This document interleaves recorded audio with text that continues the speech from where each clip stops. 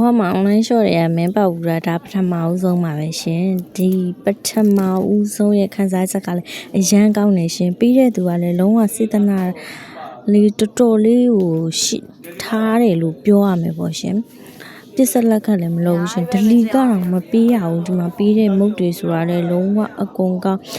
ဖုံးဖွင့်ချင်းမှာအမှဝက်ခောက်တွေ့လိုက်တော့ဝက်ခောက်ထုတ်လေးဆိုပြီးမဲ့တော်ညာလဲတို့ဘူးနွေးပါပြီးသားရှင်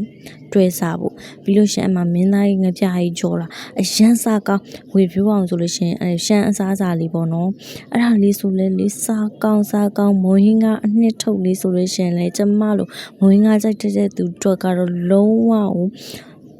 ပီတိပျော်ရွှင်ကြည်နူးပဲရှင်ဘလို့ပြောရမှန်းမသိဘူးခောက်ဆွဲတုတ်တွေရောဂျီအိုကြာစံတုတ်တွေရောပေါ့နော်အဲ့ဒါတွေထည့်ပြီးတော့ရှင်ပြောရအောင်မယ်လက်ဖက်6ထုတ်ကလေးတောင်ပါလိုက်သေးရှင်အဲ့လက်ဖက်6ထုတ်ကလည်းကျမအရန်ကြိုက်တဲ့အနက်လုံးဝကြိုက်လုံးဝအရန်ကောင်းအရန်နဲ့မှလည်းဂျေစုကိုအရန်တင်ပါတယ်ရှင်ဒါတွေကတော့ကျမကြောက်ကြောစားတာပါရှင်ကြောက်ကြောအုံးစင်းချယ်လေးကြောက်ကြောထိုးစားတာရှင်အားလုံးကိုကျေးဇူးတင်ပါတယ်လက်ဆောင်ပူပေးတဲ့မောင်လည်းကျေးဇူးတင်ပါတယ်ရှင်